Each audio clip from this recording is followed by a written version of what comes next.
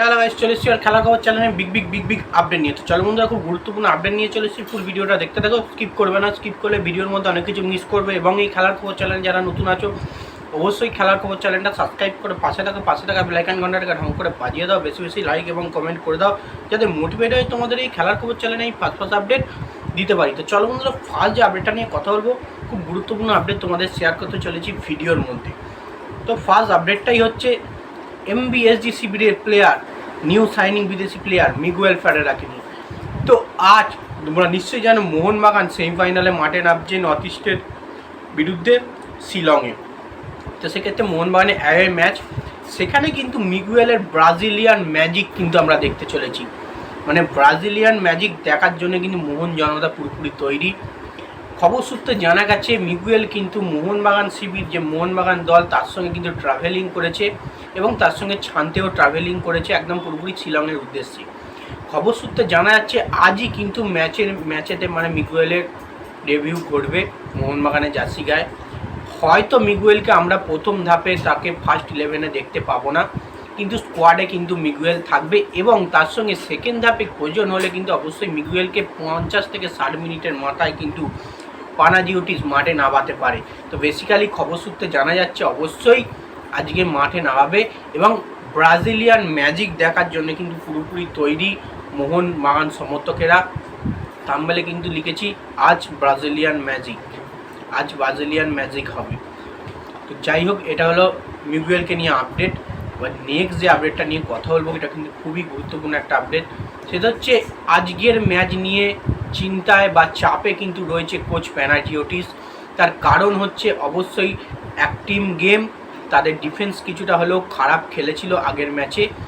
তো অনেক স্ট্রাগল করে কিন্তু ম্যাচটা বার করেছিল।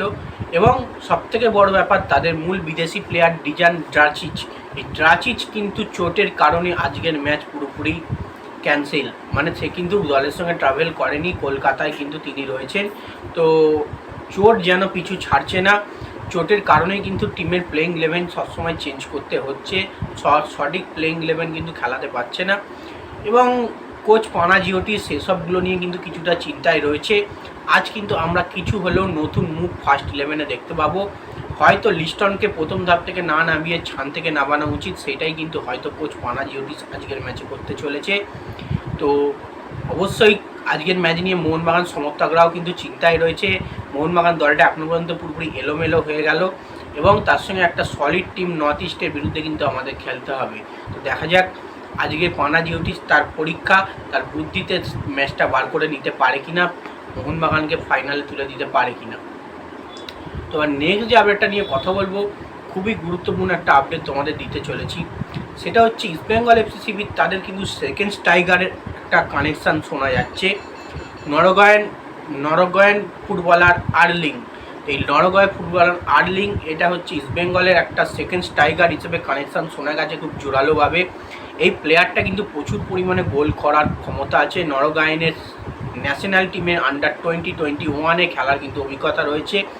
বেস্ট হাইটও রয়েছে, খারাপ নয়। মার্কেট ভ্যালু প্রায় 1 থেকে 2 কোটি টাকার কাছাকাছি।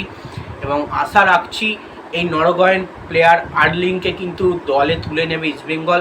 এবং তাদের দলে সমস্ত বিদেশি এখনও এসে পৌঁছায়নি।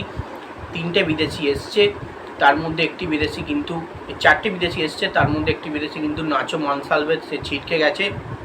এখনও নাচো মনসালভের অবশ্যই রিপ্লেসমেন্ট তাদের দরকার এবং তাদের 6 ফরেনার হিসেবে কিন্তু এই আর্লিং কিন্তু দলে আসতে চলেছে। মনে হচ্ছে এখনও কিন্তু ডিল ডান হয়নি। তো নেক্সট যে আপডেটটা নিয়ে কথা বলবো, খুব গুরুত্বপূর্ণ আপডেট, সেটা হচ্ছে সুয়ারেসের বন্ধু কিন্তু আসতে চলেছে আইএসএল খেলতে বা ইন্ডিয়াতে, ভারতে।